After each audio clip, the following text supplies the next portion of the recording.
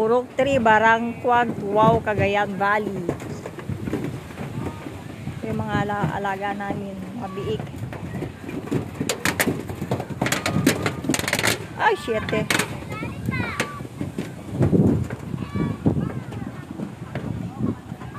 Taas po kami ng bubong. Yan.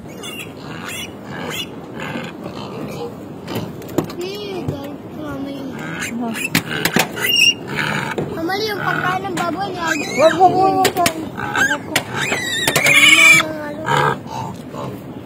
Oh. Ito yung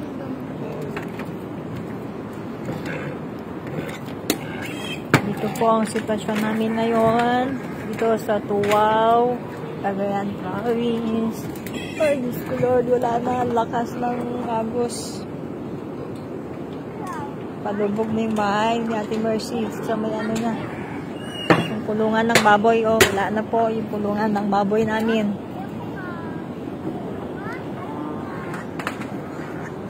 Nagiging isla na po ang aming baryo. Ay, Diyos ko Lord. Wow.